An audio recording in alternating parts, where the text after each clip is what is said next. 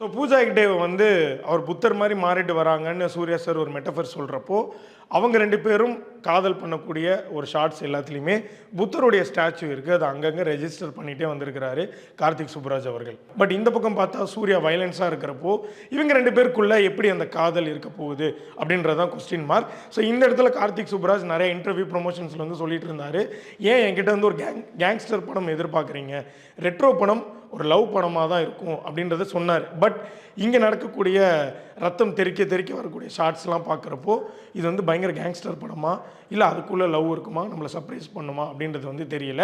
But ஒரு சின்ன hint, கண்ணாடி பூவே சாங் வந்து ஜெயிலில் நடக்குது. அது வந்து ஒரு பிரேக்கப் சாங். அதுக்கு முன்னாடி ஒரு பெரிய சம்பவம் பண்ணி பூஜா ஹெக்டே கிட்ட வந்து பண்ண ப்ராமிஸை அவர் மீறுறாரு, ஜெயிலில் போய் வருத்தப்படுறாரு. திரும்பி வரப்பவும் அவரால் அந்த ஒரு அடிதடி அந்த வயலன்ஸை விட முடியல. அந்த இடத்துல பூஜா ஹெக்டே பார்த்துடுறாங்க, என்னால் இந்த வயலன்ஸையும் இந்த சண்டையும் விட முடியலன்னு சொல்கிறாரு. ஸோ அந்த இடத்துல ஒரு டைலாக் வருது, இந்த செப்பரேஷன் அவங்கள ஒரு புத்தராகவும் என்ன ஒரு அரக்கனாகவும் மாற்றிருச்சு அப்படின்னு ஒரு டைலாக் வரப்போ இதுதான் ஸ்க்ரீன் பிளே ஸ்கெலட்டனாக இருக்கும் அப்படின்றத நான் அசியூம் பண்ணிக்கிறேன். ஸோ அந்த இடத்துல வந்து குறிப்பாக சூர்யா சார் ஒரு டெமானாக வந்து காட்டுற மாதிரியான ஒரு ஷாட் வச்சுருக்கிறாங்க.